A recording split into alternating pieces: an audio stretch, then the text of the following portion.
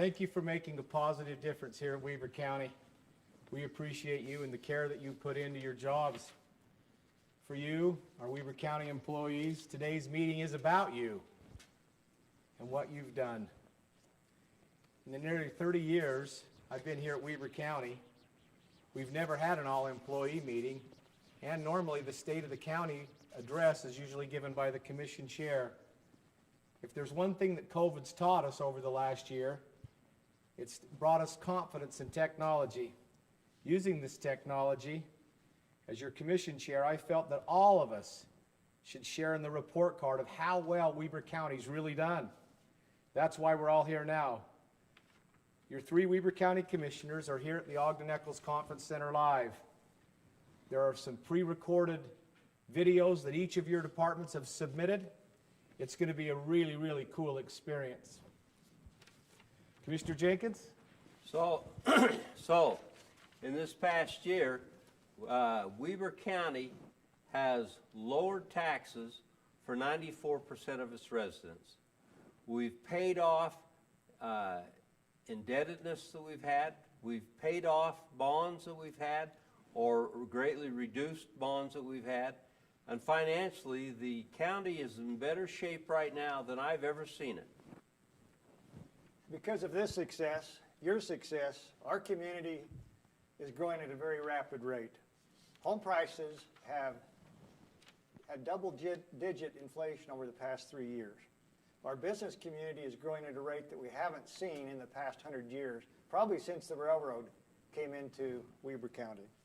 We feel that this success is because of the work you all do for our county, our community, and our state. I started working for Weber County back in 1994. It took a job change 4 years ago and a move downtown that really started my understanding and appreciation for each of you. You know, we have nearly a 1,400 member team. For me, it's been inspiring to watch all of you and how proficient you are at your jobs. We really appreciate you. This is the purpose of today's meeting, to provide each of you a little insight in the success of each department and what and why the county does and what it does. So each of your respective departments have created a video. And that's what we're here to do today, watch these videos. Some are good, some are serious, some are really funny.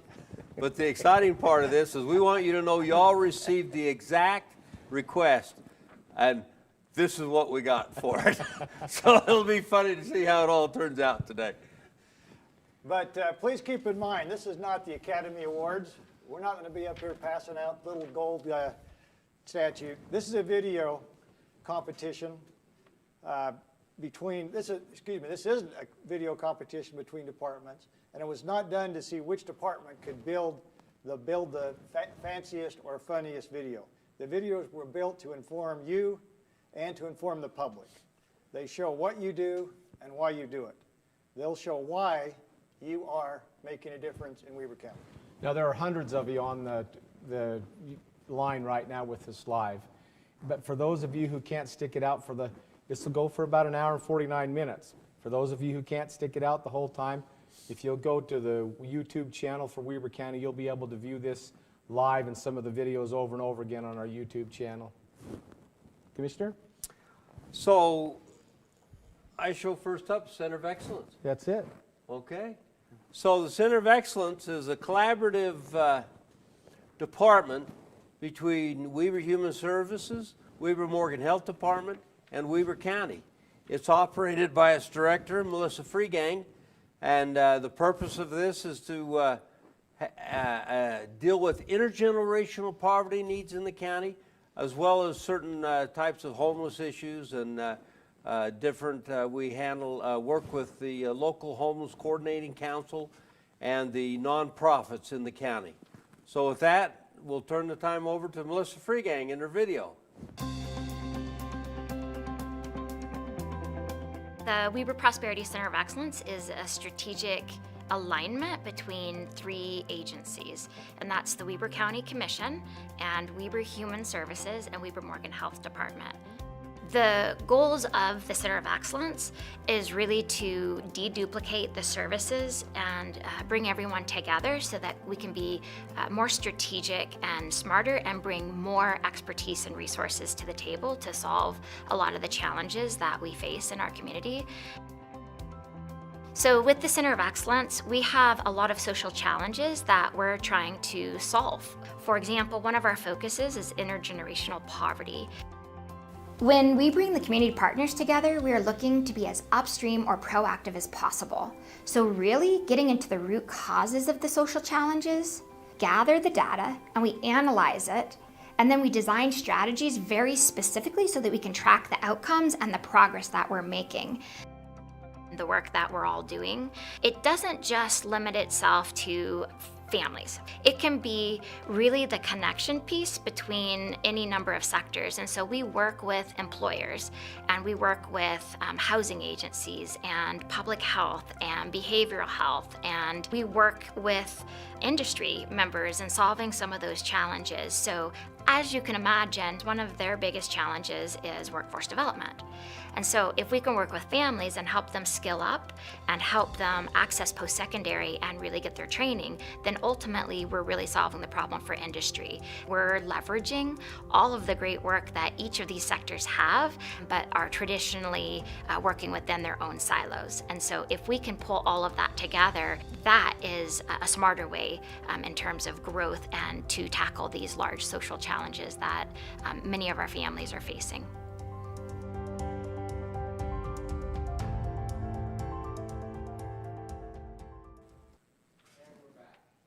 Closely associated with the Center of Excellence is the Weber Housing Authority.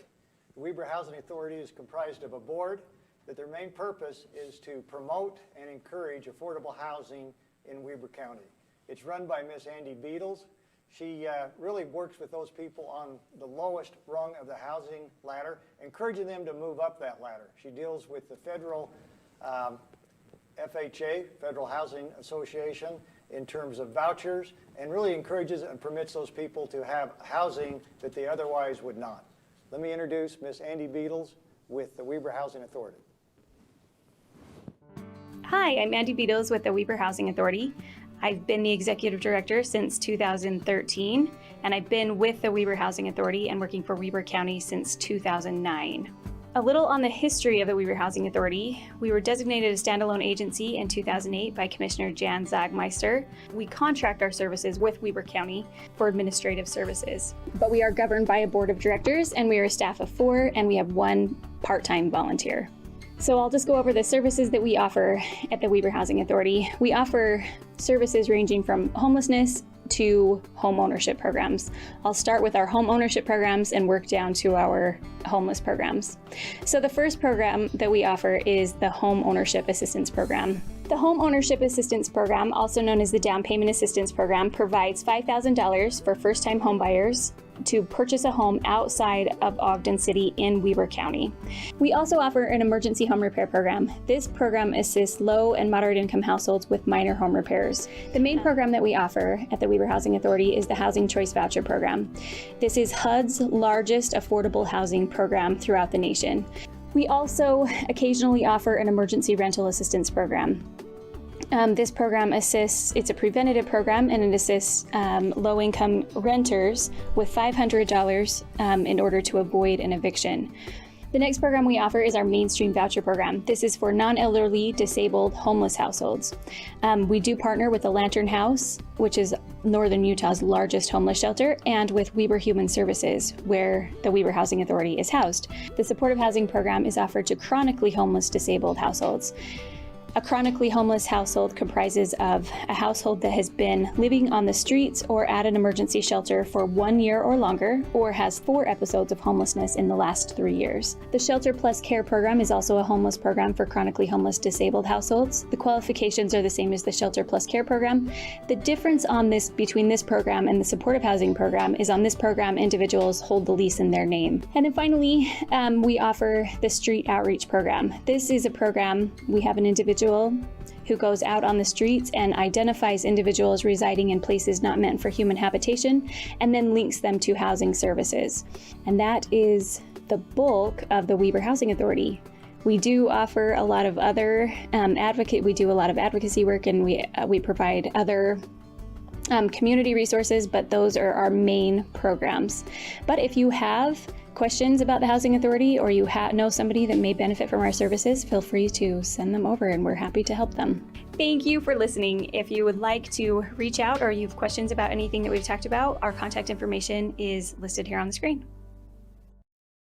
Great. Hey, you know, recently our own Ricky Hatch testified before Congress because Congress wanted to know why the people of our area had such confidence in the way we conduct our voting. Along with Ricky, other than that, and he also does marriage licenses, he and his team, and passports, a lot of other things. He does a wonderful job. He's prepared 3 videos for us. The first one will be what an auditor does. The second one will be on elections, and the third one will be what he does as a county clerk. Go ahead. Every county government office in Utah is unique because all are run by elected officials chosen by their community. Each has an important job and function as they work together to provide citizens with a variety of useful services. Let's visit the county auditor's office to see what they do. Think of the county auditor as an independent control or voice that represents every citizen, ensuring that county funds are properly spent and accounted for. In most counties, the county auditor, with some help from the county treasurer, functions much the same as a chief financial officer would in the private sector. They oversee all money received and distributed by the county to provide a wide variety of important services to the community. This involves carefully reviewing and approving all vouchers, requisitions, and purchase orders, watching especially for things that are either new or different than normal. If they spot something that is out of the ordinary, the county auditor can pause the process to gather more information before moving ahead. Another duty is to oversee special funding, called bonds, which are used to pay for big county projects, such as buildings, transportation needs, and other things for the community. Some types of bonds require a vote of the people, but bond financing ensures that the citizens who utilize these new projects pay for them equally over time. Auditors also play an important role in Utah's property tax system. They certify the official tax rates and submit them to the State Tax Commission. In July, they send valuation notices to property owners, giving them a preview of what their property tax bill will be in November. These notices also include information about due dates and appeal options. Along with that, auditors in most counties act as a clerk for property tax appeals heard by the County Board of Equalization, who makes final rulings. And the auditor also handles property tax relief requests, called circuit breakers and abatements, from landowners who qualify based on disability, income, age, or military service. The county auditor is responsible for performing internal financial and fraud-related audits. This requires monitoring internal controls that safeguard public money. In these audits, the auditor acts as the citizen's watchdog to ensure funds are utilized appropriately. In addition to financial audits, the executive branch may request performance audits be conducted of county departments.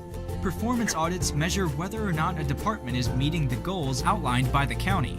In these audits, the executive branch sets the scope and criteria of the audit, and the auditor acts as an independent investigator to see if required goals are being met.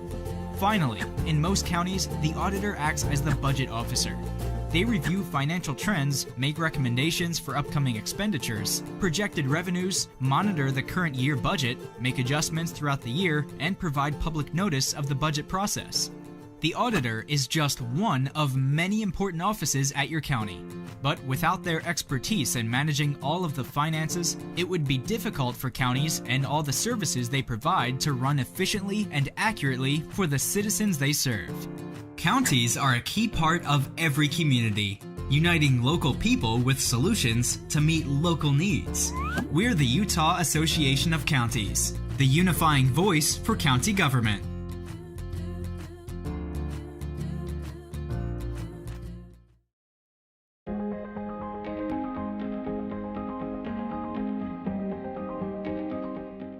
"400 years ago this November, the Pilgrims on the Mayflower landed at Plymouth Rock in Massachusetts. But before any of them could even get off the boat, they held an election to elect their first governor. So voting has been alive and well in America for 400 years. Hi, I'm Ricky Hatch, your Weber County Clerk Auditor.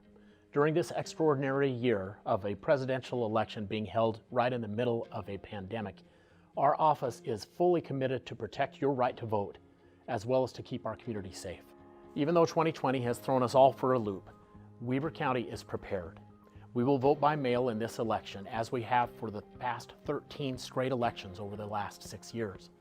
We have mastered the security and accuracy of this system. So let's explore the ways that you can cast your ballot for this upcoming election. Every active registered voter will receive a ballot in the mail around October 20th. There is no difference in the ballot or how it is counted. Whether it is in person or by mail, it is the same. Here's how the in-person voting experience has worked. A voter walks into a polling place, shows ID, and gets checked in. Then a ballot is printed. The voter marks that ballot and places it either in a scanner or in a drop box. Drop boxes are regularly picked up by elections personnel and brought to our office for processing. You can even drop the ballot off in the drop box by 8 p.m. on Election Day. Ballots can also be cast by mail with a first class or forever stamp. Our staff pick up mailed ballots daily from the Postal Service Central Office. Vote by mail in Utah is safe, secure, and reliable. Your right to vote is important to us, as is your safety and your health. Rest assured that we have taken every precaution to protect both. Stay safe, stay home, and vote by mail.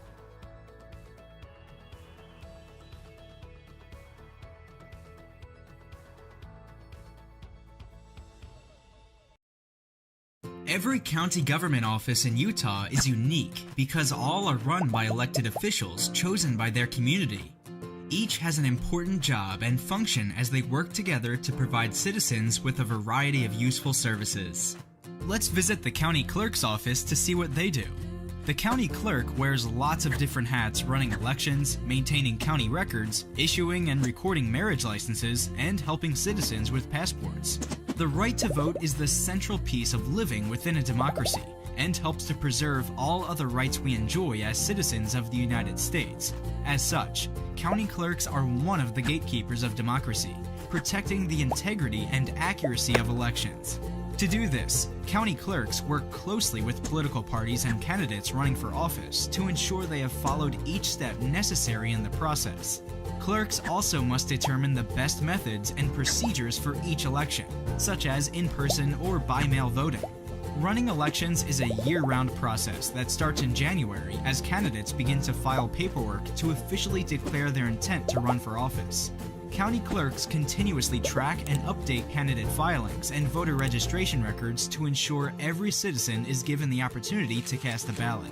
If a political party has more than one candidate for a particular race, a primary election is held. During a primary election, citizens get the final choice of who will represent each party in the November general election.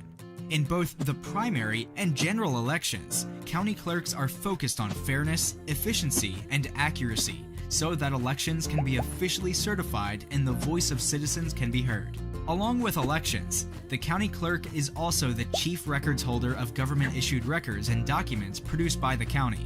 This includes all permanent records, such as contracts, meeting agendas and minutes, resolutions, ordinances, policies and procedures, fee schedules for each department, and public notices and noticing requirements.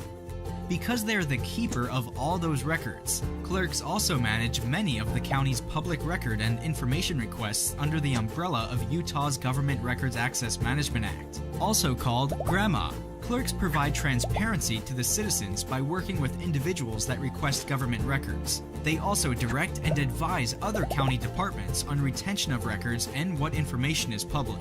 One of the records county clerks issue and keep are marriage licenses. Along with the licenses themselves, clerks also have the option of officiating marriages ceremonies. Finally, clerks in most counties help citizens with passports by providing information, accepting applications, and then forwarding them to the federal government for approval. The clerk is just one of many important offices at your county, but without their ability to manage our election system, records, and other services, these important functions that protect our rights and access to information would be a lot harder. Counties are a key part of every community, uniting local people with solutions to meet local needs. We're the Utah Association of Counties, the unifying voice for county government. Ricky Hatch talked about growth. We all know that growth starts with economic development. Economic development for Weber County translates to jobs, the number of jobs that we have for our kids and grandkids in the future. Weber County took a bold approach here 2 years ago. We joined forces with our sister county, Davis, and went with a regional economic development approach. It's been very successful to do one thing, which is to create jobs. Here to talk about economic development is Holland Wilbanks, the director for Weber County. Hi, my name is Holland Wilbanks. I'm the Economic Development Director for Weber County.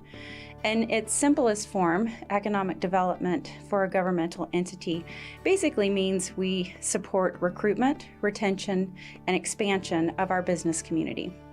In order to do that, we work closely with our government partners, including UTA, UDOT, our local education institutions, Weber State, our tech colleges, and we have a close communication with our business industry. In doing that, currently right now we're working on close to 80 different active projects. That means companies looking at this northern region to move or expand here. That equates to about 13 million square feet and close to 20,000 jobs. So that's what I spend my time doing as the Economic Development Director.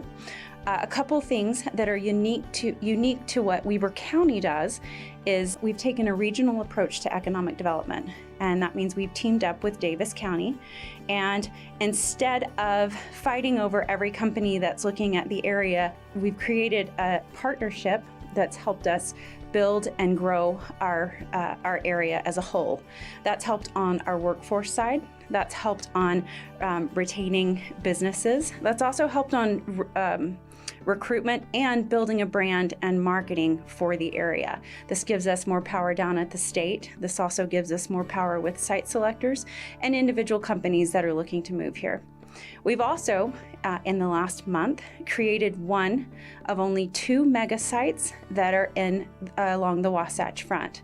A mega site is close to 1,000 acres that we can actively market to companies and has all the infrastructure and data that companies are looking at when they're looking at moving here. So what's unique about what we've been able to do with that is that there's only 2 designated mega sites along the Wasatch Front, and we are one of them in western Weber County. That's what we do in economic development. We were also partner closely with our cities. So this has been unique to Weber County in the last 2 years in that we do a lot of training on tax increment financing, which supports government growth. It supports business growth.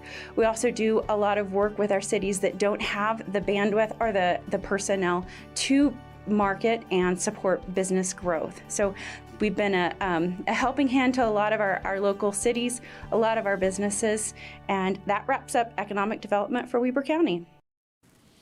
Good job, Holland. Now let me introduce you to Sean Wilkinson. Sean is the Director of Community Development for Weber County. Underneath him and his title are several departments. They are the Roads Department, the Inspections Department, our Engineering Department, the County Engineer, Surveying, Operations, and the Transfer Station. We handle garbage in the county, and a lot of the cities choose to come here and dump their garbage, and then we run a transfer station where they're able to transfer that garbage and run it to the landfill. So with that, Sean, take it away. Hi, I'm Sean Wilkinson. I'm the Director of the Weber County Community Development Department. The Community Development Department consists of 8 divisions, including the Transfer Station, Roads, Garage, Property Management, Operations, Planning, Engineering, and Building Inspection. It's a lot of work trying to keep track of all of those different divisions. Luckily, I have some fantastic division directors who make that task simple. I'd like you to come with me on a tour as we go through these divisions and see what each of them do. Come on. Hi, I'm Bill Ross. I'm Sean's assistant, Assistant Director over Community Development. I specifically have the assignments to work with roads, property management, and also the garage. I work with them very closely on meeting all the needs that we have here in the county for all of you.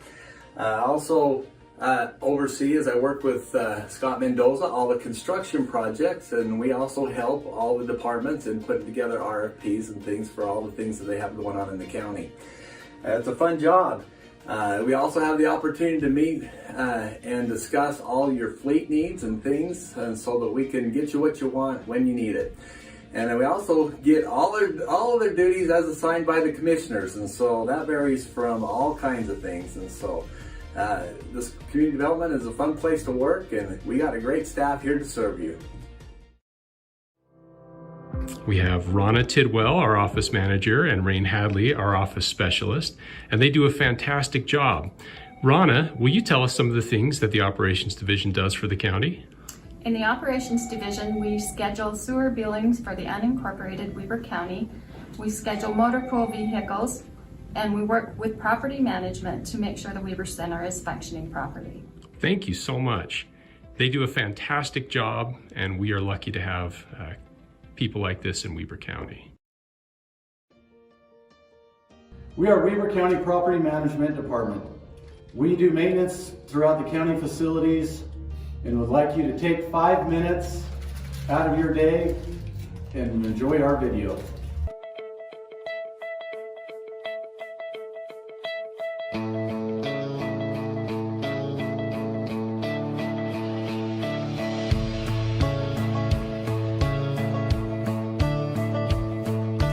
My old man, sad old man, spent his life living off the land. Dirty hands and a clean soul. It breaks his heart seeing foreign cars filled with fuel that isn't ours, and wearing cotton we didn't grow.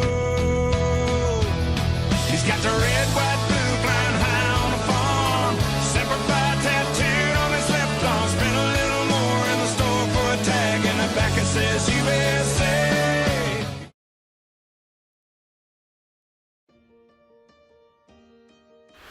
Welcome to the Weber County Garage. We work on everything from small engine repairs to the big plow trucks to even the heavy equipment from the roads department.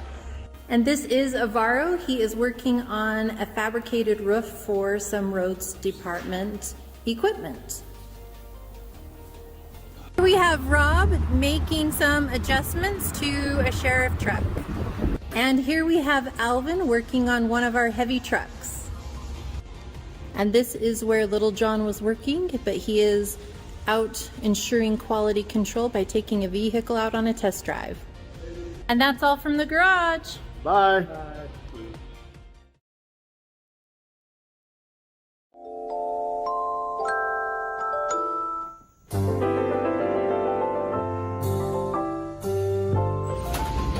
Hi. It's a beautiful day in the neighborhood, a beautiful day for a neighbor. Would you be mine? Could you be mine? Won't you be my neighbor? Hi friends, I'm Joe Hadley with the Weber County Road Department. I would like to take a few moments today and tell you the ins and outs of the Weber County Road Department. First of all, we have to get our work shoes on, and then we're going to go on a field trip and see the ins and outs of the Weber County Road Department. Follow me, friends. Here at the Road Department, we grade your roads. We also chip seal your roads. Hope your insurance covers chip repair. We install and repair all unincorporated road signs, install storm drains, and clean the ditches. We also have Department 420, aka the Weed Department. Pave your streets. We also do pothole patching. And in the wintertime, we blow your snow. One of our major duties here at Weber County Road Department is keeping our roads clear and safe from snow. We pride ourselves in keeping the roads clear in the wintertime.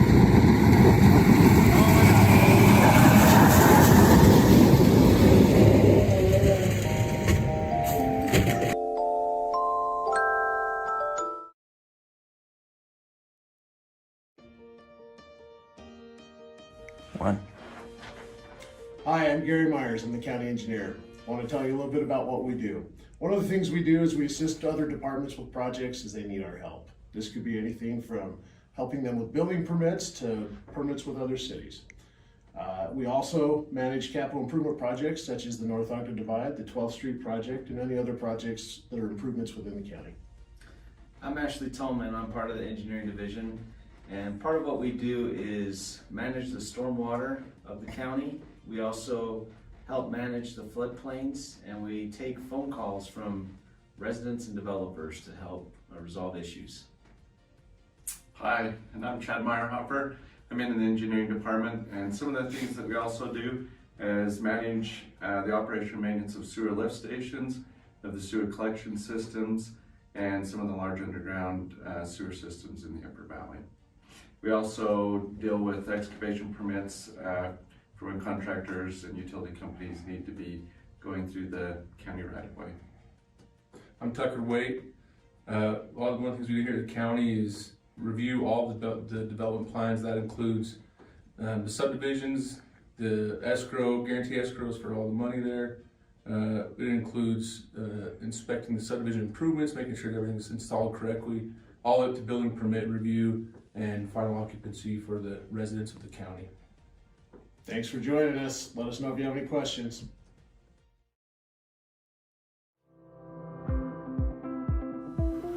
Let's see what the building inspectors are doing today. We're here on the second floor in the Weaver Center.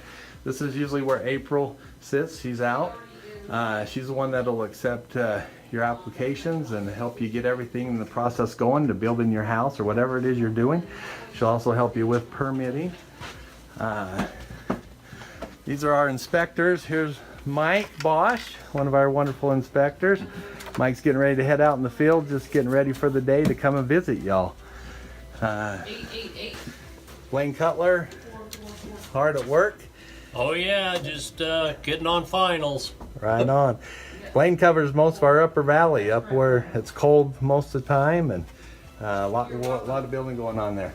Have a good day. We got Thanks Kelly all. here Right. just finishing up Bye-bye. one of the phone calls with each of you. Say hi, Kelly. Hi. Kelly does our plan reviews and helps out tremendously on our customer service. So, and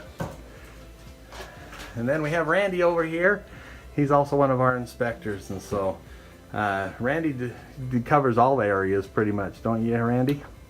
Wherever I'm needed. Wherever he's needed. So hopefully you see these guys in the field and they help you out in getting your projects completed. Stands out of the office, but this is his office, so but you're welcome to come to building inspection anytime and to come and get your things worked through, and they'll get you taken care of. Let's go see what our next department's doing.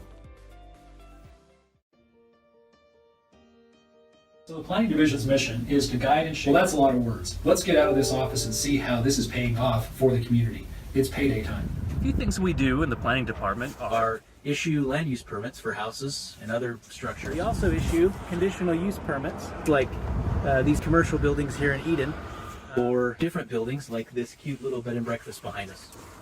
Last year we worked on a number of different ordinances. For example, we have a new accessory dwelling unit ordinance, adopted new design standards. We've got new rezone procedures. And that's a payday! So guys, I'm up here in the Ogden Valley.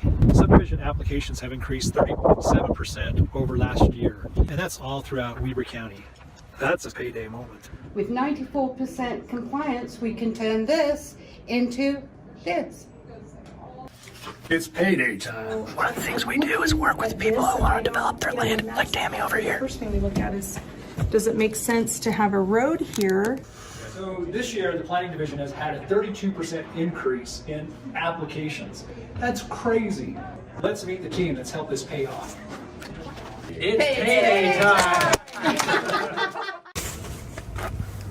Me, here for me too. Right?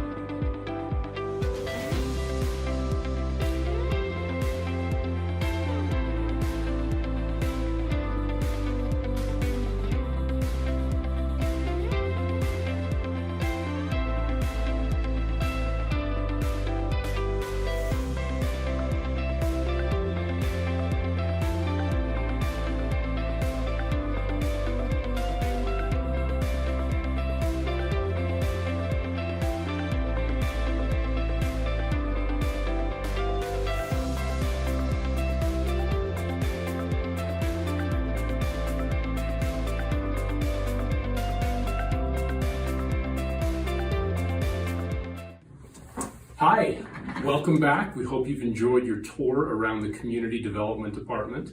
As you can see, we have our hands in a lot of different things. And if you need help, please don't hesitate to reach out to our division directors. They're always happy to help. You can contact them by phone or by email. And if there's something that they can't help you with, please reach out to me or to Bill. We're always happy to help, and we're just a phone call or an email away. Thanks.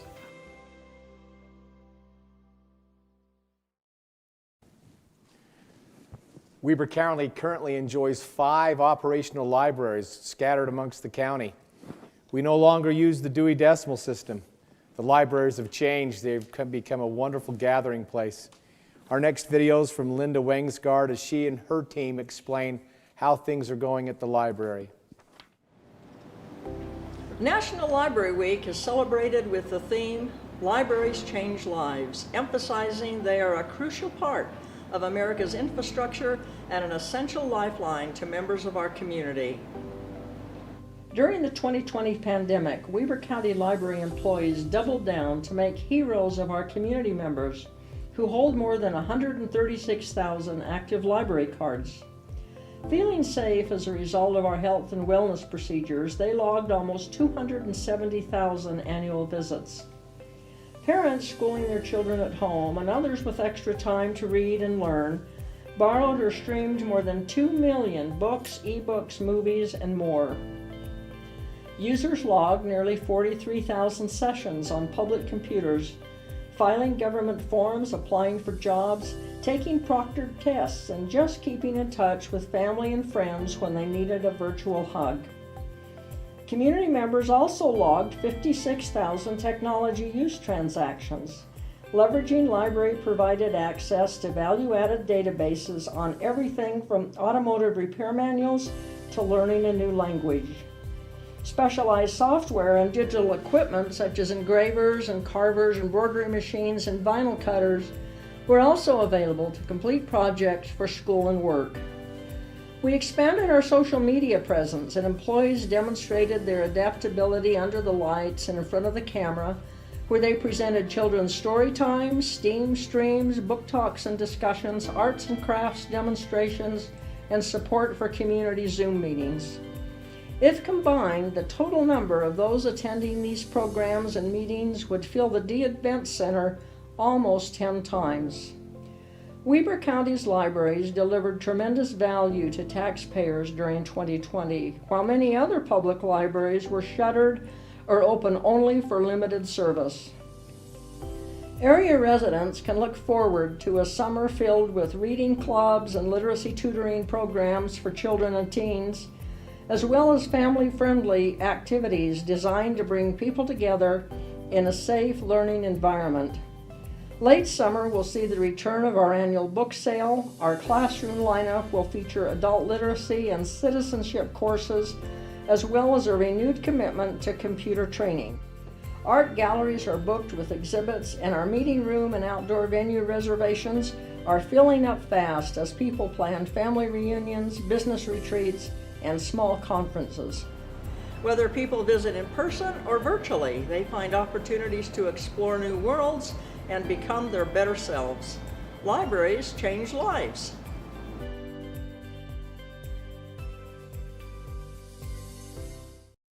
So unless you've lived in a cave the last 12 months, you've heard of the Weber Morgan Health Department, and I can guarantee you it's impacted either your life or a family member's life.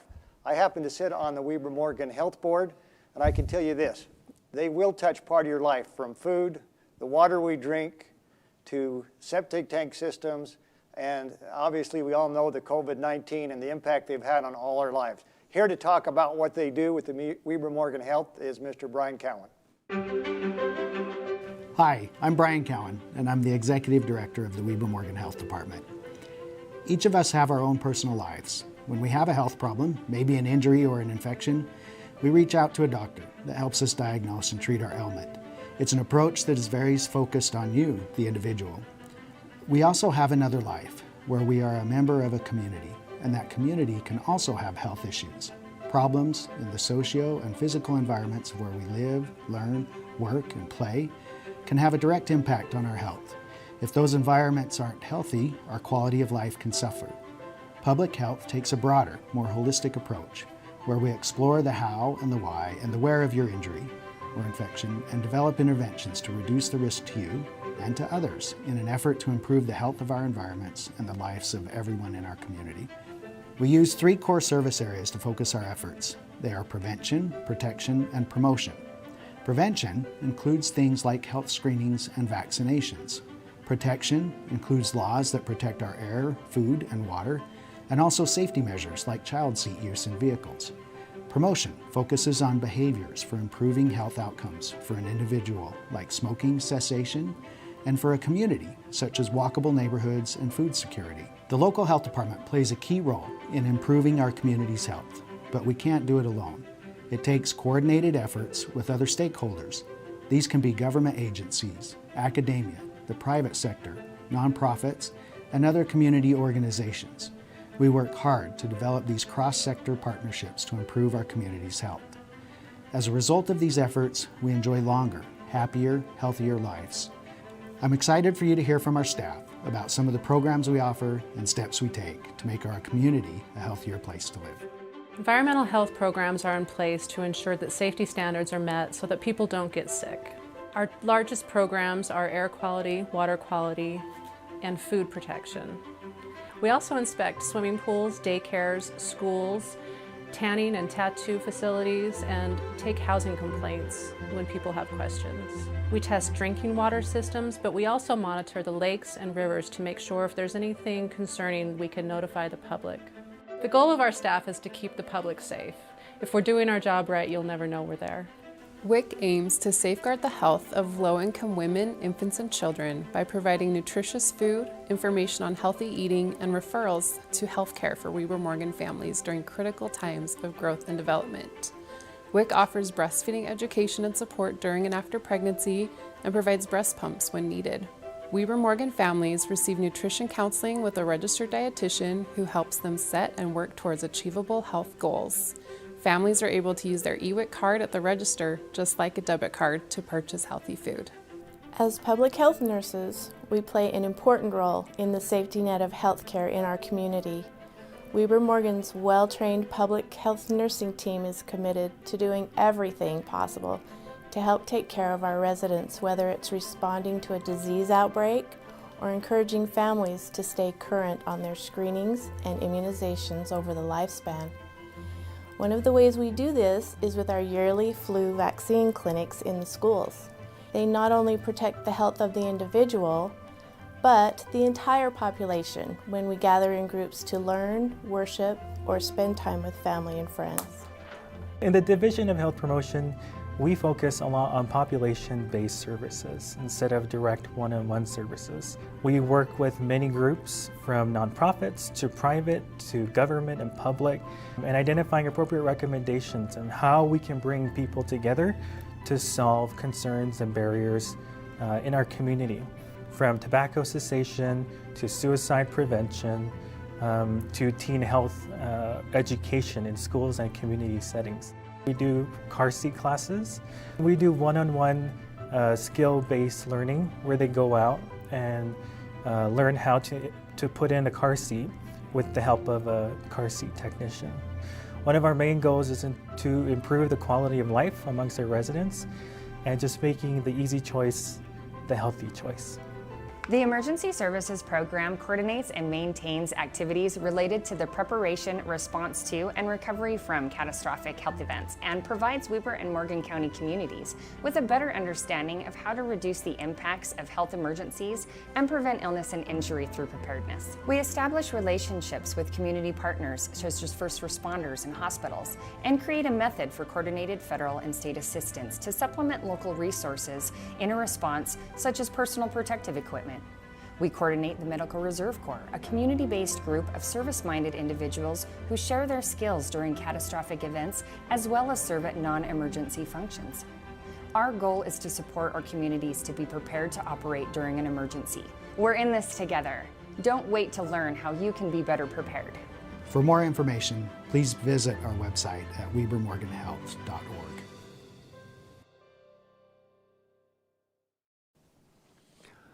Our next department is Weber Human Services, run by Director Kevin Eastman. Weber Human Services has a very specific role in our community that's very important. If you have physical or mental needs, Weber Human Services is the department that does that. They direct tens of millions of federal dollars that come into the community, and he's responsible for that. So Kevin, tell us about what you do.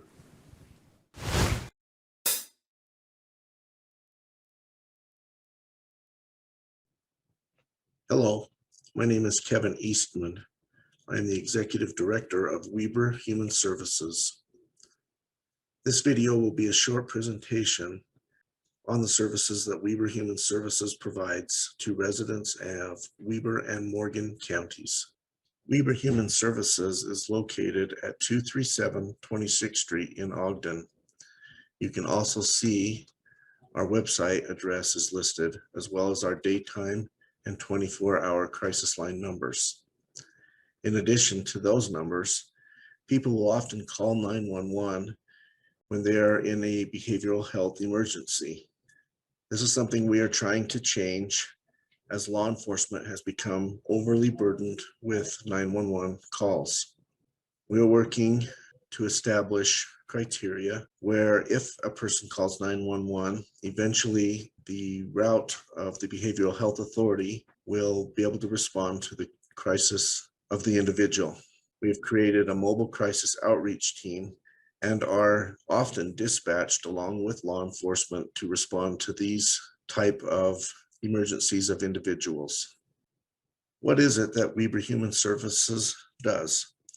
We deliver behavioral health and aging services to the citizens of Weber and Morgan counties.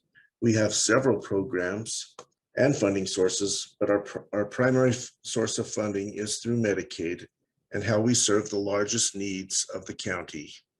There are many questions that we receive from residents of Weber and Morgan counties. Here are a couple of questions that are common and illustrate the services that we provide. My mom doesn't know which Medicare Part D prescription plan would be best for her. Can Weber Human Services help? Yes, every year, Weber Human Services Aging Department helps thousands of senior citizens select the Medicare insurance plans that best meet their individual needs. The selection of a plan is a very complicated process and difficult to navigate. Our staff know these plans and can help the person to best select the option that can meet their needs. I have an elderly neighbor who can't leave his house and needs help with meals. Can Weber Human Services help? Again, the answer is yes. Every year, the Weber Human Services Aging Department delivers over 100,000 meals to homebound seniors that struggle meeting their own nutritional needs and don't have other support to help. Weber Human Services has several programs that support the elderly in staying in their homes. If you were to think about yourself in this stage of life, wouldn't you rather stay at your own home than have to go to a nursing home? These programs are designed and save a lot of money and help to maintain dignity for a person who is in their aging years. Sometimes retirement and nursing homes are still the best option for the needs of the individual, but many times we can help the residents stay in their own home for many years. I have a friend who is struggling with opiate addiction and is worried about losing custody of her kids. Can Weber Human Services help? Yes, last year, Weber Human Services treated over 1,600 individuals with substance use disorder. About 25% of them were primarily using opiates. We use Medicaid-assisted treatment in combination with counseling and behavioral therapies to provide a whole patient approach to the treatment of substance use disorders. This treatment approach has been shown to improve the patient's survival, increase retention in their treatment, decrease the illegal opiate use and other criminal activity among people with substance use disorders that are common, and increase the patient's ability to gain and maintain their employment. Medicaid assistant treatment, the medications that are used in these treatment options reduce the use of substances. They reduce the effects and the cravings that an individual encounters, and they block the effects of a drug of choice. Some of these are known as Suboxone, Methadone, and Antabuse for alcohol. Naloxone is a drug that is used in overdoses to restore respiratory function of an individual who may be dying from an opiate overdose. My wife is struggling with depression and we don't have insurance. Can Weber Human Services help?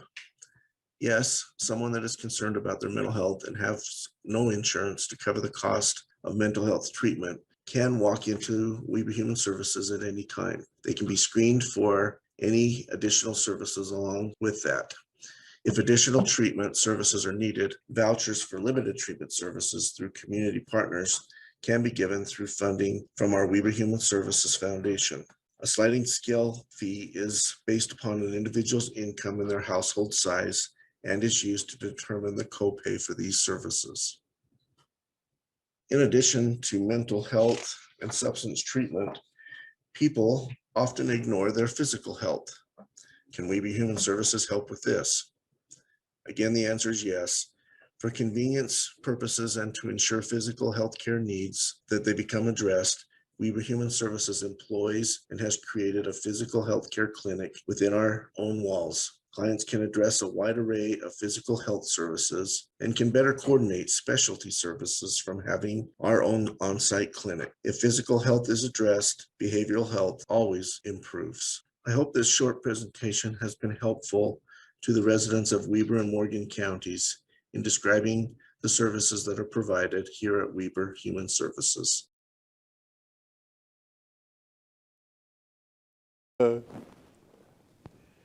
Out of the 29 counties in the state of Utah, we're really lucky because only 4 of the areas have Convention Visitors Bureau. They're the ones that help bring tourism tax into the area. Every resident that has a property in Weber County gets about a $1,380 tax based on tourism dollars. These are people who come into the area, spend taxes on food and hotels, restaurants, rental cars. That translates to about $1,380 on every tax notice. Here's Sarah Tolliver and her staff to tell us what the CVB does. We're Visit Ogden. We're your local destination management organization, or DMO. Here's what we do. We work to attract visitors from outside Weber County to come here and spend their money at our local restaurants, shops, breweries, resorts, hotels, and attractions. The nearly $300 million visitors spend annually stays here when they go home. That spend includes nearly $10 million in local tax revenue that maintains our roads, educates our kids, or removes our trash, saving every household in Weber County over $1,300 every year. Additionally, visitor money creates over 10,000 jobs and accounts for over 10% of Weber County's overall economy annually, while improving the quality of life for residents. Best of all, Visit Ogden uses visitor money from hotel and rental car taxes to attract new visitors to keep the cycle going at no cost to local residents. Our team develops targeted digital and social marketing campaigns to attract leisure travelers to our local resorts, restaurants, attractions, and events. We even help produce special events to attract leisure travelers, like the annual Ogden Restaurant Week, or one-time events like 2019's Transcontinental Railroad Sesquicentennial Celebration. We also aggressively sell our community's ability to host group business, including meetings, conferences, and athletic events at Weber County venues, including the Ogden Eccles Conference Center, Peary's Egyptian Theater, the Ogden Amphitheater, Golden Spike Event Center, Fort Buenaventura, Weber State University, and more. This year alone, you'll see the Disc Golf World Championships at Fort Buenaventura, Triple Crown Baseball and Softball World Series events at various fields throughout the county, the Xterra Pan American Championships at Pineview and Snow Basin, a regional Kennedy Center Theater competition at Weber State, dozens of regional dance and cheer competitions at Golden Spike and the Conference Center, and countless other meetings and conferences. Bottom line, every dollar invested in Visit Ogden and our visitor economy generates over $36 in return. If we're doing our jobs right, you probably won't see most of our marketing and sales efforts, as they are targeted at out-of-state and out-of-area visitors. What you should see is a more vibrant community, improved infrastructure, new businesses and events, and occasionally a new neighbor or two, because once people visit our area, it stands to reason that a few of them are going to fall in love with this place and want to live here.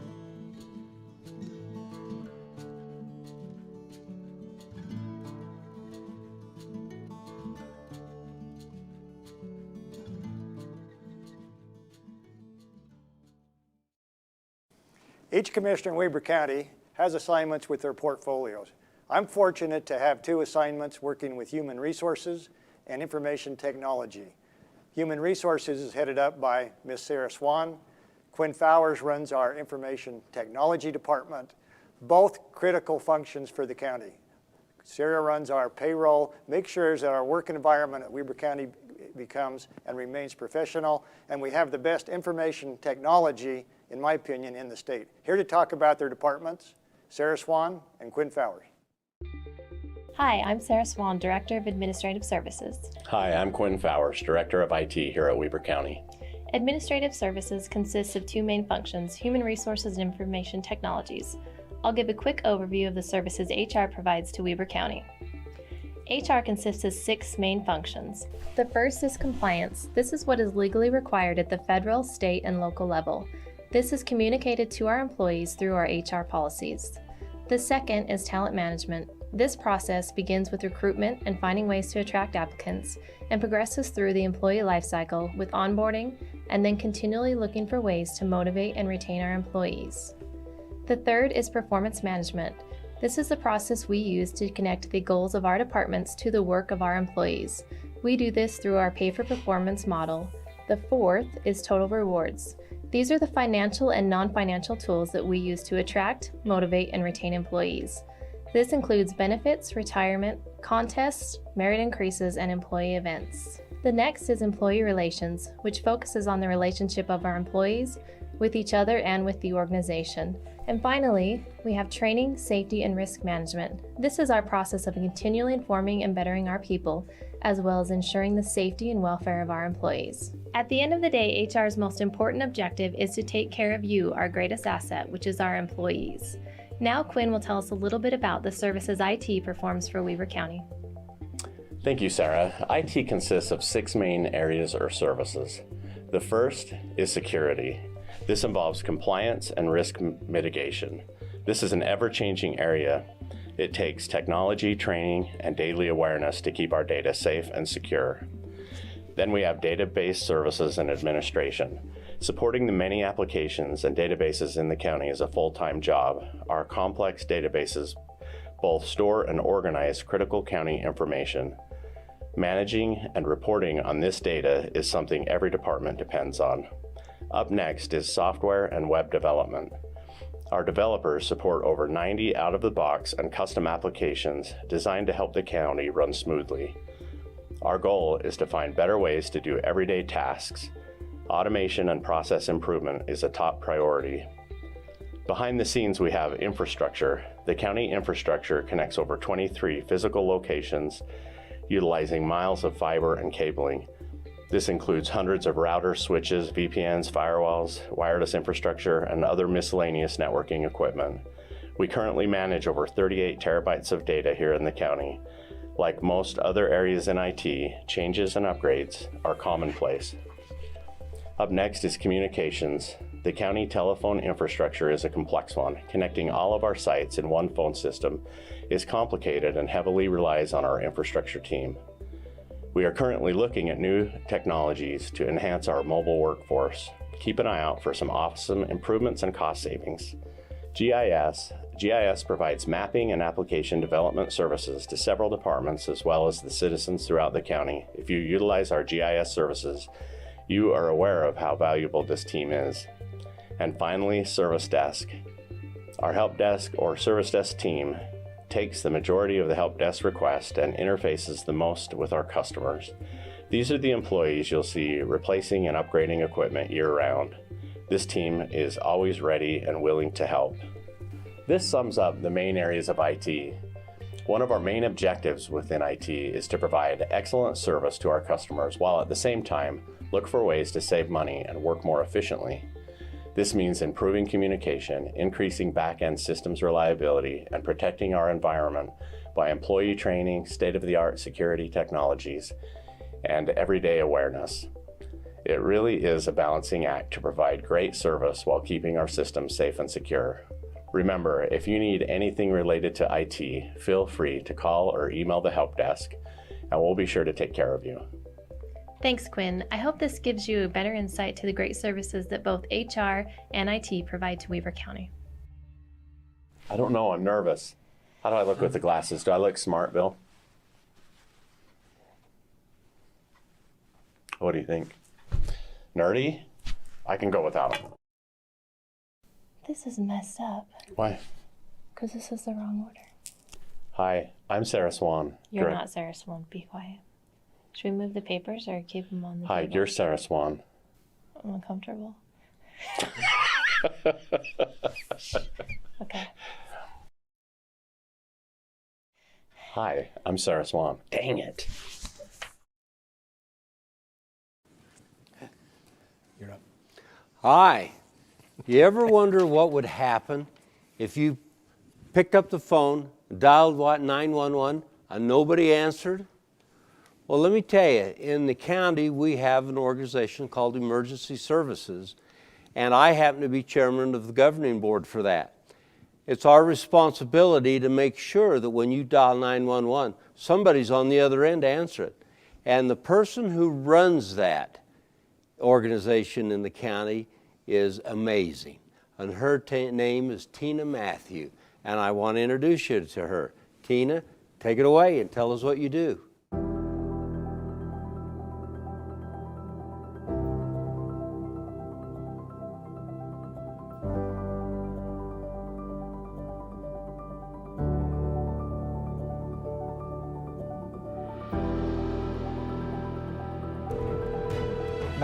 What's the address and city of your emergency?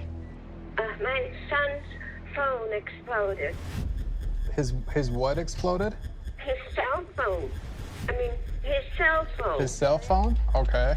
Is he injured at all? No, but it burned holes in the floor. Okay. Is it still on fire? No, it's out now, but it was burning. Where's your son at right now? Jason? Yes, sir. Yes, ma'am. Who am I talking to? So this is 911.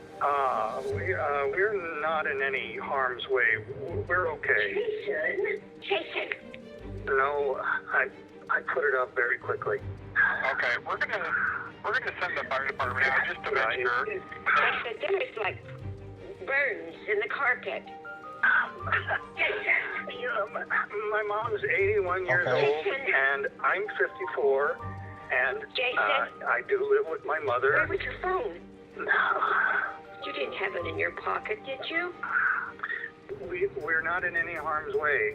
We're okay. No, I just wanted to make sure you weren't injured. We do have the fire department responding, so just so you know, they're going to come and check it out, make sure there's no... No, actually, you don't need to do that. You really don't.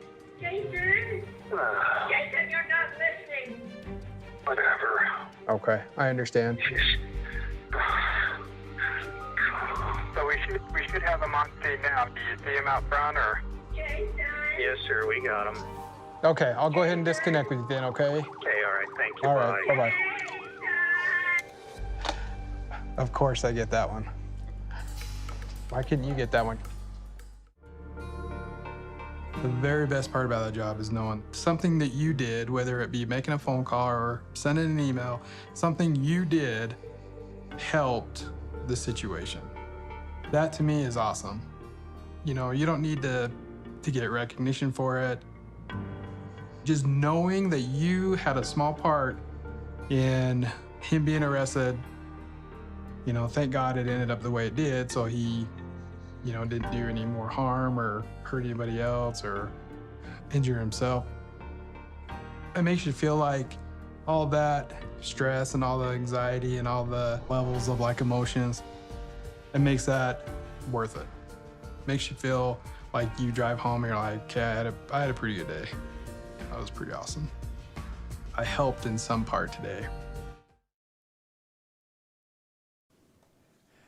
Next up is our Weber County Attorney's Office. Here's our Weber County Attorney, Chris Allred, along with Brandon Miles and Chris Crockett, to explain what the Weber County Attorney does. Hi, I'm Weber County Attorney Chris Allred. The Weber County Attorney's Office focuses on two main areas of law. The first is criminal. Our office prosecutes literally thousands of criminal cases each year, ranging from minor traffic violations all the way to felony murder cases. The second area is civil government law.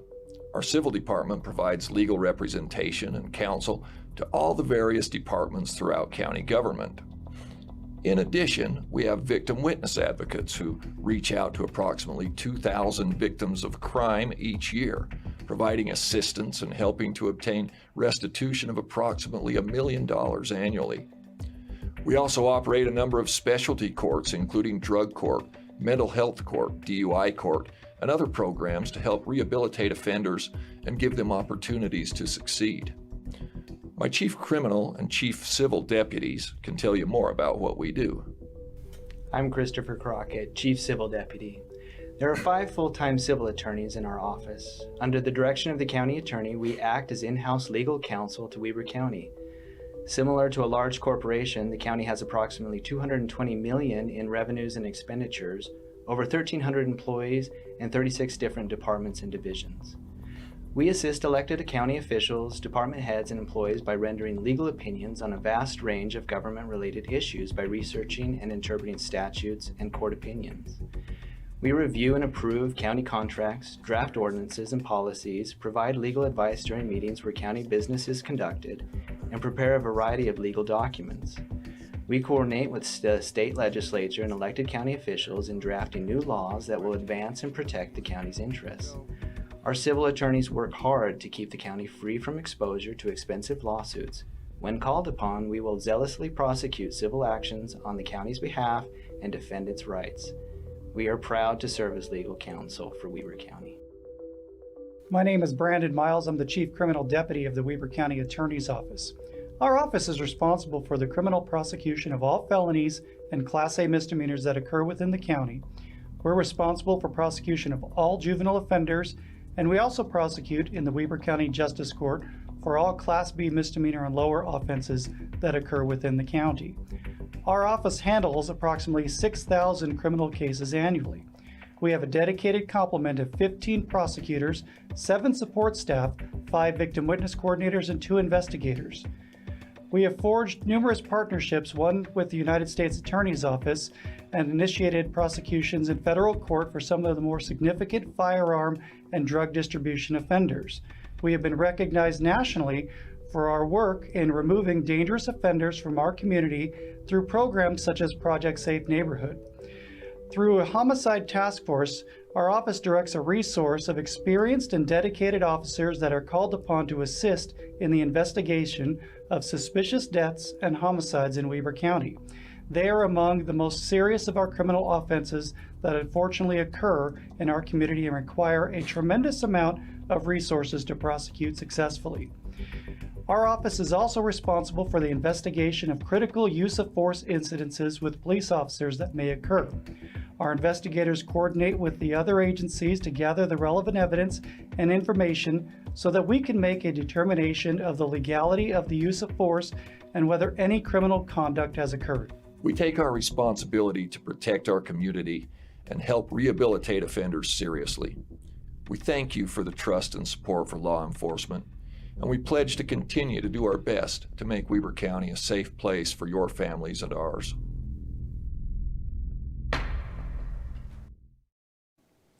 Public safety in Weber County is huge. As goes public safety in Weber County, so goes county government. The public in Weber County expects and demands fair and efficient service from our Sheriff's Department. Without a doubt, Sheriff Arbon and his team of professionals has done a great job in enforcement, corrections, animal services, and Homeland Security. Here to talk more about his team and the service and the great service he provides to Weber County is our own Weber County Sheriff, Sheriff Arbon. Hi, I'm Ryan Arbon, the Sheriff of Weber County.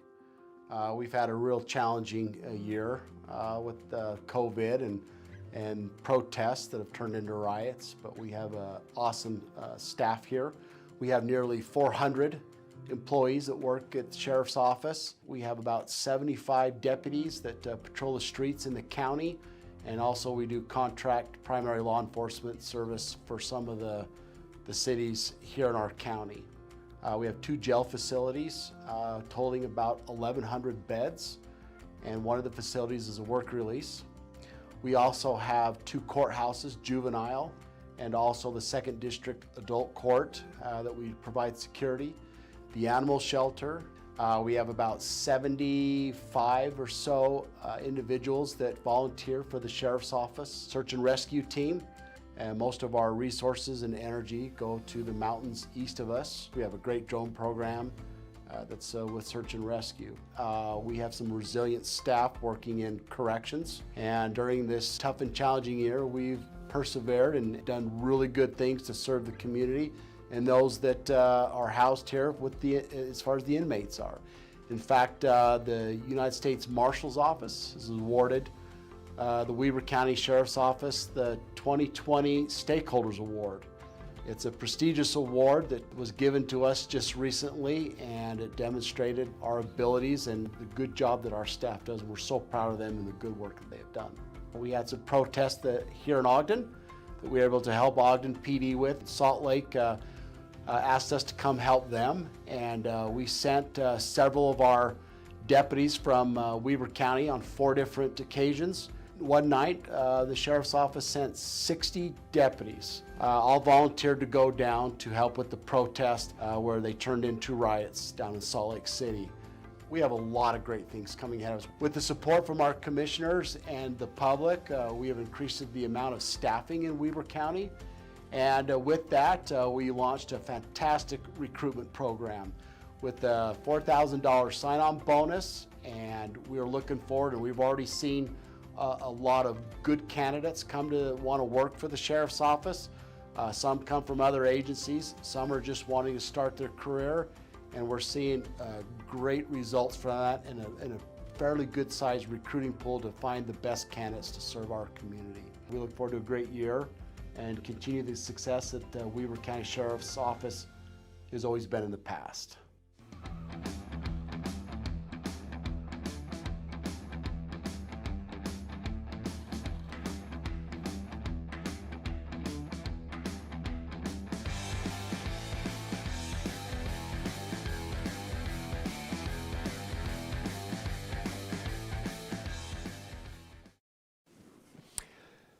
Congratulations, Sheriff, on a great successful story.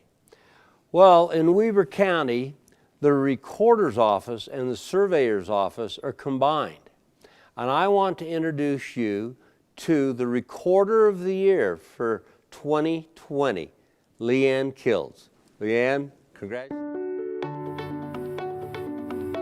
Here at the Recorder's Office, we record your property documents. That means when there's a transaction in property, we record the deeds and we record the mortgages and the liens, and everything like that gets recorded here in our office.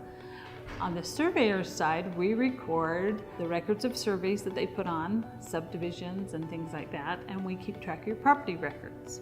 Also, when developers subdivide ground, we record that in the Recorder's Office. So we're kind of the beginning point for all the tax parcel property identification numbers. Last year was quite interesting because I was the recorder of the year, so I was over the Recorders Association, and the first phone call I got when COVID started was from the National Title Association saying, please tell me recorders are not going to close their doors, because if we close the doors, that stops all of the transactions for title transactions. And I'm proud to say from all the recorders across the state of Utah, we were all open. We did go to appointments, but we were all open. And in fact, real estate transactions increased in the state of Utah. So we became important all of a sudden, the recorder's office, like, please don't close. On the surveyor side, monuments are important because in order to find property corners, you gotta know where to start from. And if that corner gets moved, then nobody knows where to start. So we replaced 132 monuments last year. And I know that only sounds like a few, but that's really a lot for us. And so we're kind of excited about that we're able to preserve the property corners so that everybody, all the new developers and that builds, we're all coming off the same corner and we know where those corners are. So we don't have overlaps and disputes and stuff like that. The other thing we're mainly proud of in the surveyor's office is how we're getting along with the other offices in Weber County. Like Parks and Recreation, we went and did some trails for them so they would know where their trails were. The horse track, we went and surveyed that so that they could have accurate measurements for their horse track. And we've been helping the engineers and the planning and the roads. We've helped the road department out a lot with where the roads are and where they want to pave to and things like that. So we're mainly proud that we're working with the other offices and we're getting along. And we're proud to be winning in Weber. It's busy. We're recording more documents now. It's increased by 20%. We're recording 500 documents a day.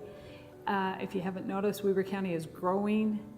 So we're just hoping to stay on top of it and keep things moving so people can build their houses and buy their houses and move on. I'm Leanne Kiltz. I'm your Weber County Recorder Surveyor.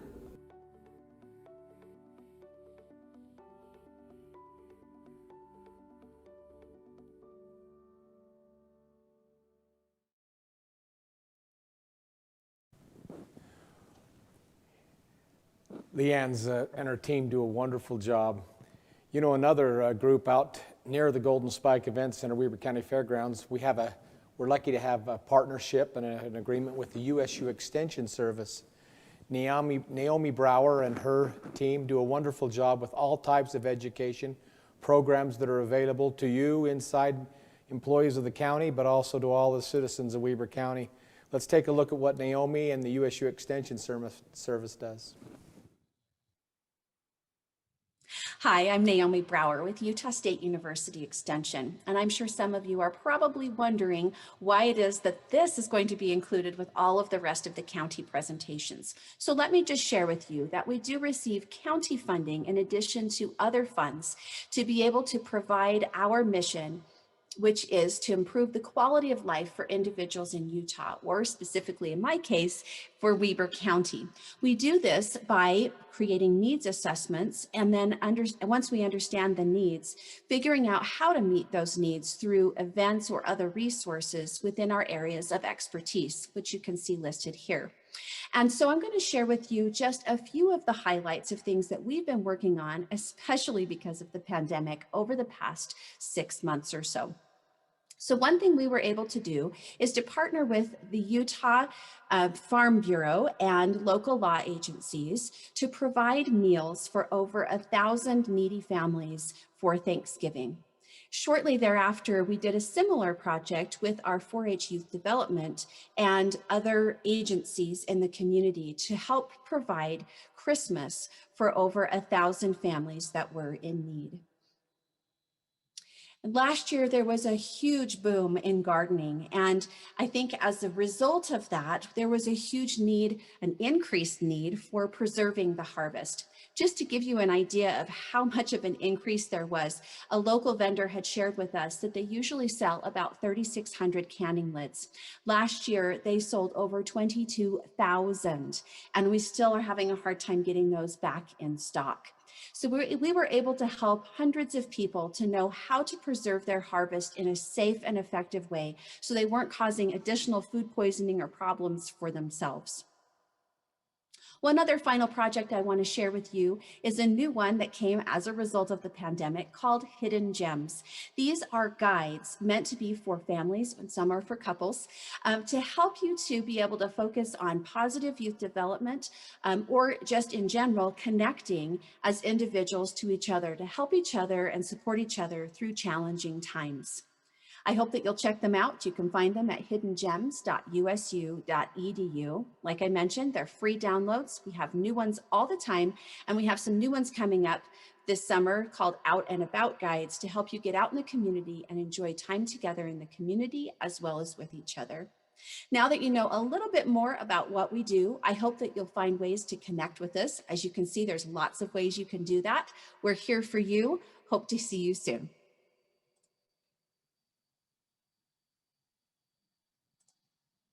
You know, right up there with the top of the list for importance to the citizens of Weber County, along with public safety, is the Treasurer's Department. The public deserves and they want to know how their money, hard-earned money, is being spent.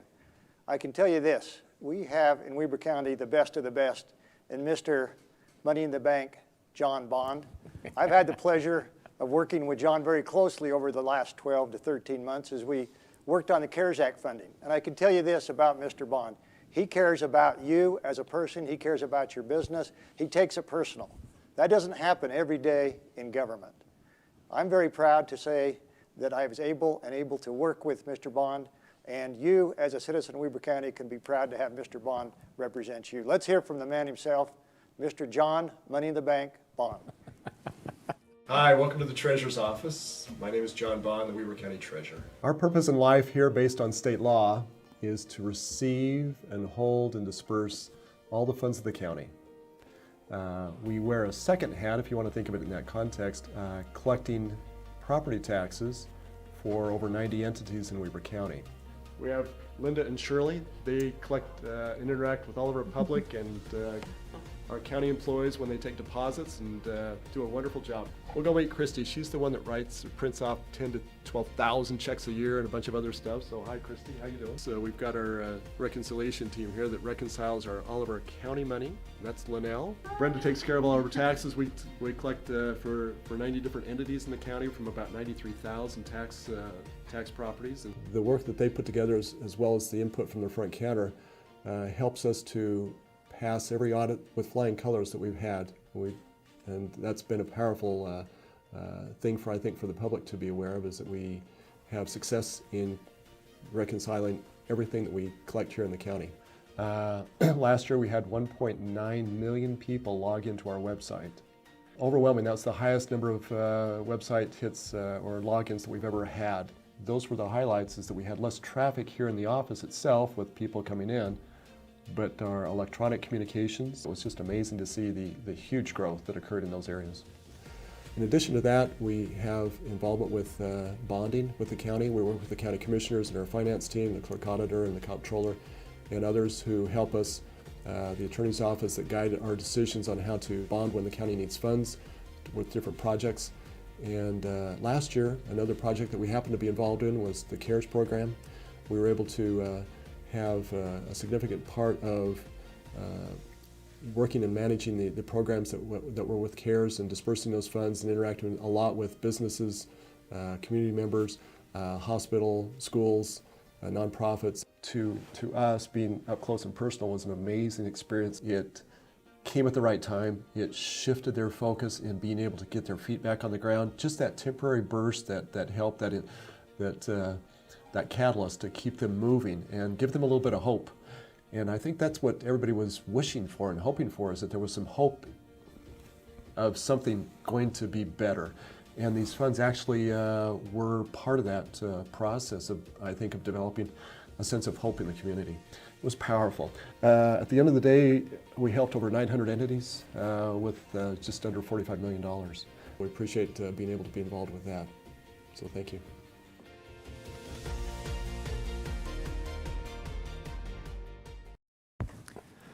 Congratulations, John, on a great program. You did really good. Well, Weber County is a taxing entity, and as a result, we collect money for a lot of different agencies. Well, it's important that we understand that our taxes are correct, that we don't get overcharged. And one of the people who does this, who assesses our properties, is the Weber County Assessor, John Bond. John Ulibarri. Or John Ulibarri, I said Bond. It's okay. John Ulibarri, I'm sorry. John, take it away and tell us what you're doing. Hi, I'm John Ulibarri, I'm the Weber County Assessor. So our job is to value all taxable, tangible, real and personal property within our boundaries. And we do that for property tax purposes. So we had a ton of complications because of COVID. So one of our major issues were site visits, because we go out and we'll visit businesses, we visit houses that are newly constructed or have had some kind of new improvement to it. And we were really restricted this year because of health concerns on what we could go do. And so one of the things that we did on the real property side is we would go up and knock on the door, and then we would step at least 6 feet off the porch, and everybody had to wear a mask and try and do our interviews that way. And it got complicated because not everybody was comfortable with that yet. But that's something that we did, and we finished up all of our what we call new growth, which is all new buildings somehow, because we were really time restricted. And right now we're in our really big push time because we only have about 27 days left before we have to close our roll. My staff is fantastic. Everybody says their staff is fantastic. My staff is actually really fantastic. Through this really complicated time, they've worked so very, very hard and have this collection of people from various backgrounds and different beliefs, and we all just work so well together. Just a cohesive team. People help when other people are struggling with their work or with their other stuff. If you ever want to get fed, just show up to the assessor's office. We constantly have food. So we're trying to hire a couple new staff members. Actually, we're going to end up hiring 3 new staff members. We have an opening for a real property person right now, and then I'm going to have 2 more of my tenured staff retire because of the buyout. So we're going to have almost a brand new look next year. I'm John Ulibarri. Assessing might be boring for you, but it is super exciting to me.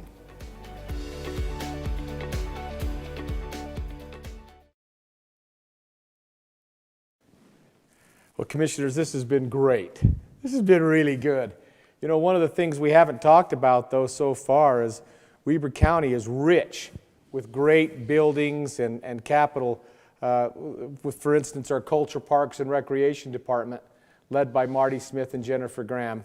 We've got some great divisions here, and we do things that no other 2 counties combined do in the rest of the state.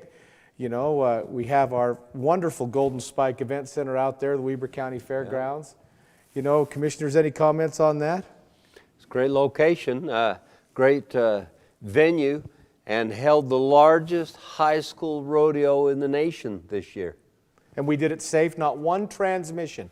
They did 680 events last year, not one negative transmission of COVID. That kept our tourism high, kept people doing things, especially on horseback and other things. It was really successful. Well, you know, Commissioner Harvey, the Golden Spike Arena has a lot of history and memories with me and my family. As you well know, Gloria barrel raced down there for years, actively involved in the Barrel Racing Association. The kids were basically raised inside that arena as they watched their mom practice, and that with all our friends from Weber County that use that and the racetrack, it's a facility that this county can be and should be proud of. It really is. Let's take a look and see what Duncan Olson and the folks at the Golden Spike have prepared.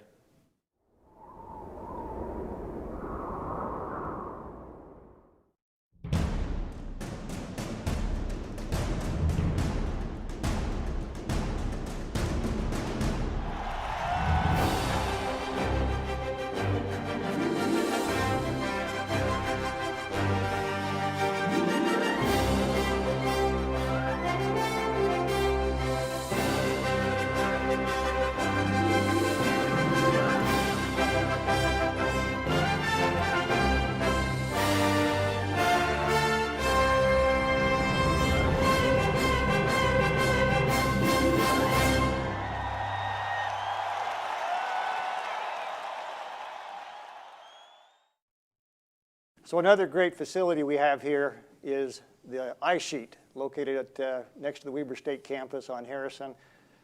Some of the people listening to this probably don't remember, but the original ice sheet for Weber County was out at the Golden Spike Fairgrounds on the Exchange Avenue. I remember going out there and skating in an arena that was probably less than 60 foot by 40 foot. We had a great time. I remember going to the county commission back years ago after that facility burnt down and pleading with them for the insurance proceeds, I think it was roughly $1 million, to invest in a new ice sheet. That, combined with the community involvement we saw from fundraisers, from the state input, gave us the start of a facility we have today. I'm very proud to say that I was involved with that from the start. It's changed today, but I think the people and the public in Weber County enjoy the ice activities, the family activities they see at the ice sheet, Commissioner Harvey. Yeah, that's great. You know, Mariko Rollins and her team are doing a great job. It's been an Olympic venue that did very, very well in 2002. So Gage, you were a hockey coach out there. That's I right. was. Yeah, I actually coached 2 high school teams That's at that right. ice sheet. And prior to that, we would get up at 5 in the morning to travel to Salt Lake or Bountiful because this arena, or this rink at the Exchange Avenue, wasn't large enough for 2 teams. Aside from its possibility of being an Olympic venue in 2030 or 2034, let's see what Mariko and her team have put together for us.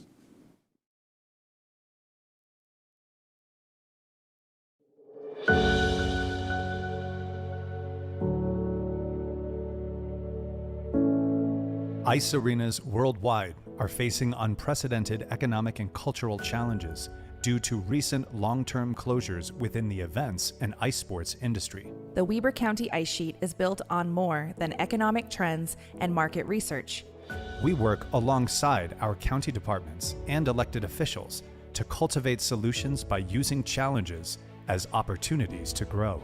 We promote leadership by practicing our mission every day and promote wellness as a way of life in Weber County. We embrace possibilities as we invest in problem solving. We generate tourism dollars in Weber County by being the very best at what we do. We invite teams and competitors to share in our passion for ice sports by visiting and playing at our facility year-round.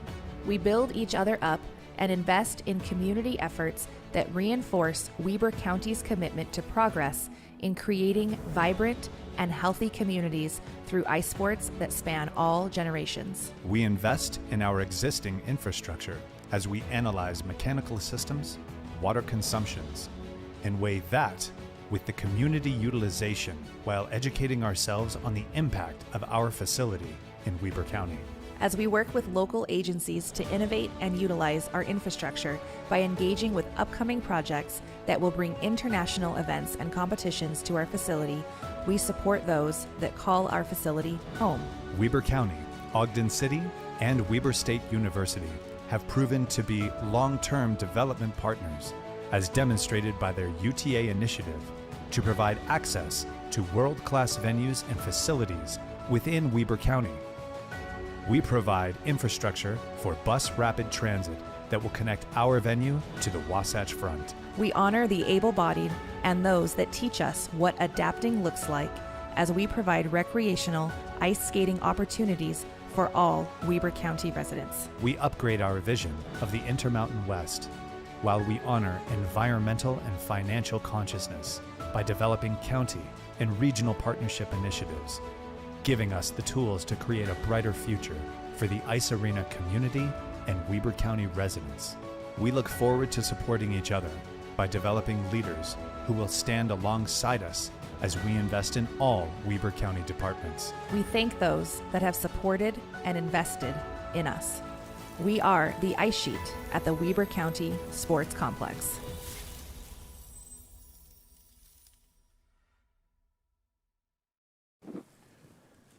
Another great division within our Culture, Parks, and Recreation is our Parks and Recreation Department, led by Todd Ferrario.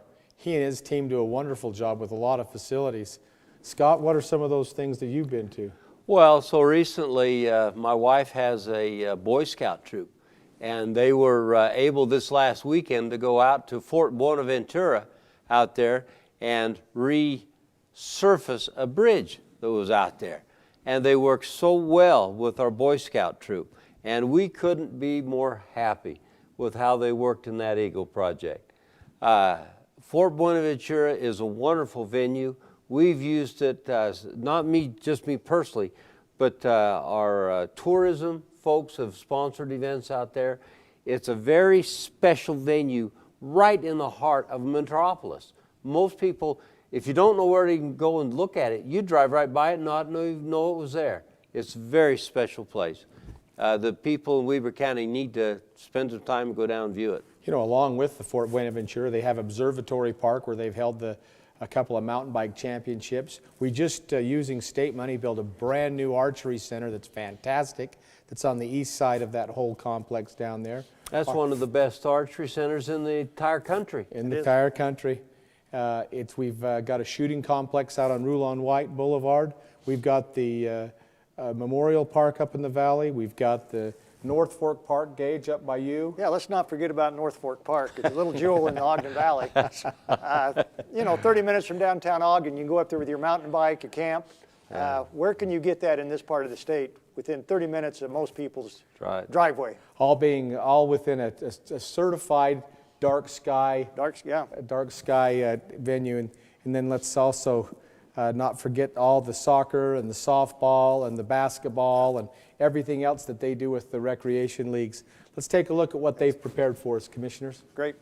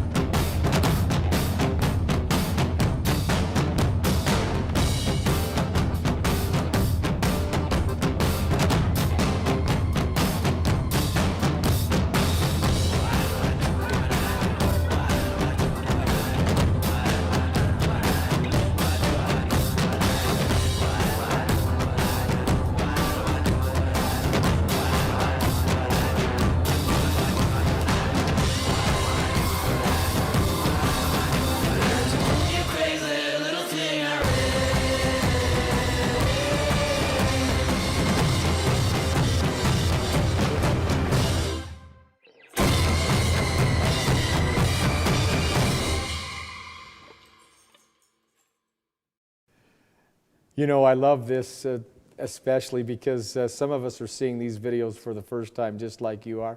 It's really awesome. What better way to talk about a state of a county than letting you tell your story yourselves? You know, another thing that's a jewel for the Weber County is this place right here, our Ogden Eccles Conference Center. It's a great place. Had a hard hit for COVID, but they're back doing business. This place, led by Cassie Bybee, along with the Peary's Egyptian Theater. You know, one of the things we did during the shutdown of COVID was we outfitted the Peary's Egyptian Theater with a $1 million lighting upgrade. And boy, you've both seen that. What are your thoughts on that? Well, that was amazing. It, you know, truly state-of-the-art. I can't say that I've seen a better light show than that, so something that you see in Vegas. So the money that was invested in that theater and continues to be invested in that theater is really the lifeblood of this community, this city, and we can be proud of what they bring to that theater. It's really a state-of-the-art facility, and the entertainment they bring in is amazing. You know, I agree with Commissioner Four. It's amazing. In fact, when it comes right down to it, it's amazing what a wonderful county Weber County is to live in. We have so many wonderful things that we have here. We are so fortunate. And if you're not getting out and enjoying these venues, it's at your own detriment. They're out there, they're provided, and they're wonderful, wonderful venues. So we urge you to get off your couch, get up in the morning, and go out in the county and recreate. It's a wonderful place to do. And as Joe Hadley says, it's a wonderful place to be. That was great.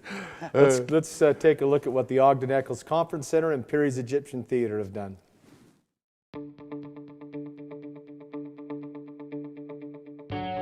What do we do here at the Ogden Eccles Conference Center and Perry's Egyptian Theater?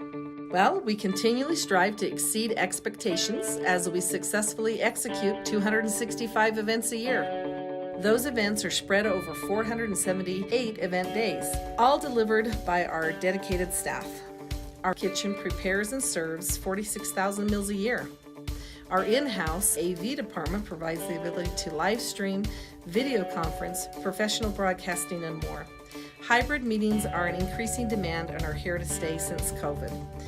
The Conference Center, with its 70,000 square feet of flexible meeting space, can accommodate groups of all sizes, from corporate meetings in the Executive 100 to large galas in the Grand Ballroom, to exhibits and trade shows, dance competitions, trainings, weddings, and more. The Conference Center generates $12 million in economic impact annually. We have multiple events that we self-promote. Ogden Musical Theater has grown from one summer musical to a full season that includes Kids Act Up Summer Camp with a spring, summer, and fall musical as well. Events such as TEDx Ogden, Excellence in the Community, our film series, the Celtic Celebration, Rocky Horror, and Ryan Shoup Concert help bring in over 57,000 patrons to our theater each year. The theater's new state-of-the-art atmospheric and theatrical lighting has brought capabilities to our theater performances like never before. The annual Nutcracker, ballets, dance recitals, live performances will all be enhanced by this new lighting system. We in the Weber County Commission have given back this iconic theater to the community as we proudly provide a variety of quality entertainment and events that the residents of Weber County and surrounding areas can experience. During all the setup, load-in, service, and takedown, the incredible staff continues to step up, keep going, cover the gap, and carry on our events exceptionally. Kudos to all that they do. Our success is a combined effort. It is through the support of so many in our community. Thank you for your support. We relentlessly pursue to exceed expectations to ourselves, our coworkers, and clients. We look forward to 2021 and all the possibility that it brings.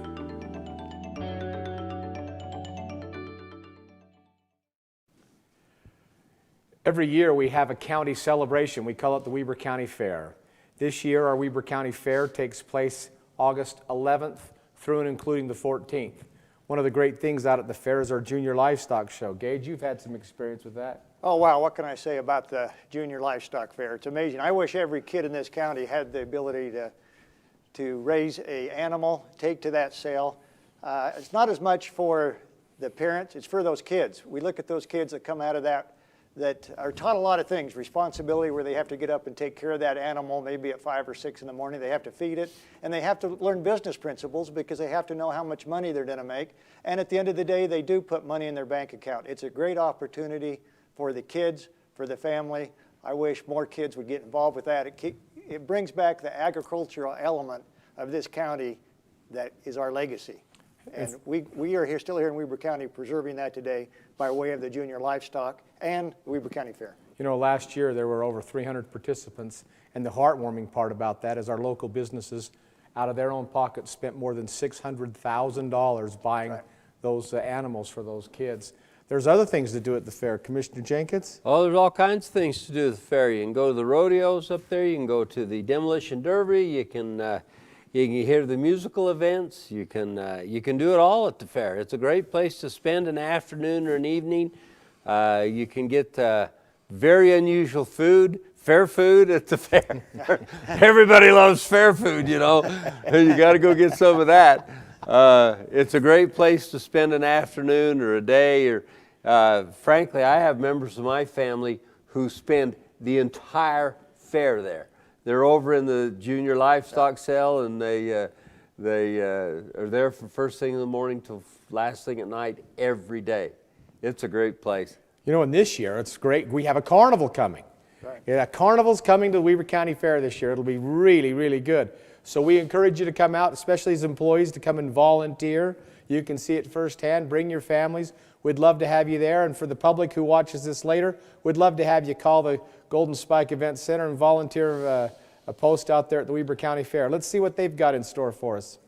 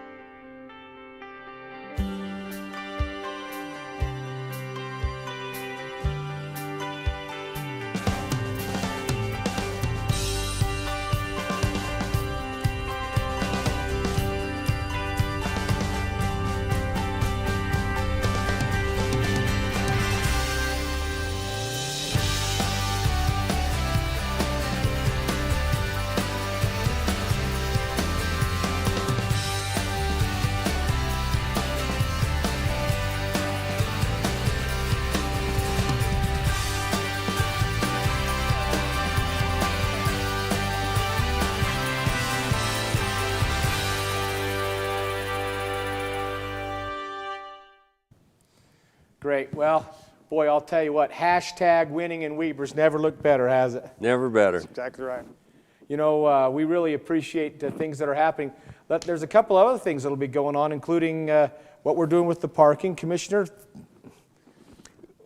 we want to talk about the parking? Yeah. So, as many of you know that come in here to the Weber Center on a regular basis, our parking lot has been gone. We tore that down because it had been condemned. I don't know who did it, but one of those guys come and condemned that dang thing. We actually had cement fall down on some cars. So we finally had to give it up. And we did. We tore that thing down. And if you drive there next Monday morning, you'll have a parking lot to pull in and park. And it's beautiful. It's all been asphalted now, and they're just putting the final touches on it. I think there's they're waiting to put a sign up that says Commissioner Chair Harvey's parking. There you go. No. But that's the last thing, so we're excited to have it. Speaking of that, though, you know, there's a for sale sign at the Weber Center. What is that about, Commissioner? There is, and many of you heard that we are looking at potential relocation of the Weber Center. Again, we are not going to get anybody excited about the move right now. We're just looking at the opportunity that maybe a different location, possibly a different layout would be more user-friendly to the public. And we're just in the preliminary stages of that. Whether that happens or not, we'll wait and see. But part of this commission is we always want to ask the question, are we doing what's right? Are we in the right location? Are we serving the public needs the way that they should be served? This is just one of the issues that we deal with in terms of relocation, and we'll keep you posted. So there's three other folks we need to thank. They work alongside of us. That's Scott. right. I want to start off with thanking Shelley Hallisey for the time and effort she puts into being our assistants in there and our secretaries and running our office. She is specifically assigned to me, and she's so kind and decent to me, and I appreciate her. Great.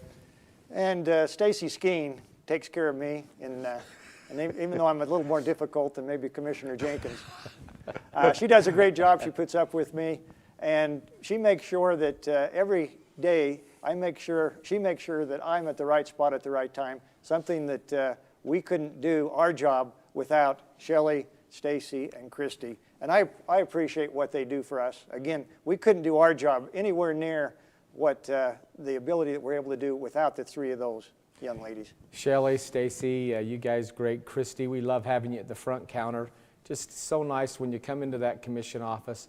There's always a laugh or a smile there, a genuine greeting to bring people in. And it's just, that's how the whole county goes. It's really wonderful. You know, I'd be remiss too.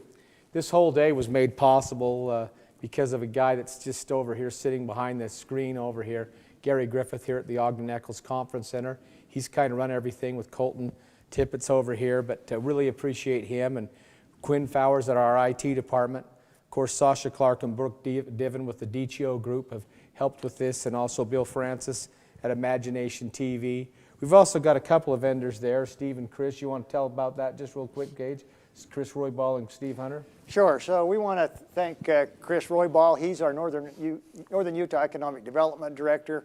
He's the one that runs Weber and Davis County. He does a great job working with our team, with Davis County teams, in promoting Weber County. I think that he spends a great deal of his time up here.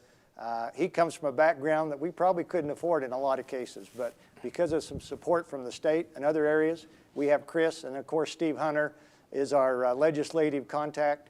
He does a great job for us down at the state, making sure that Weber County is represented and we receive the dollars that we need to better the economic development and all our organization up here in Weber County. Anything else, commissioners, you'd like to say as we close? We appreciate you as a citizenry, and anything we can do to better serve you, please pick up the phone and call us.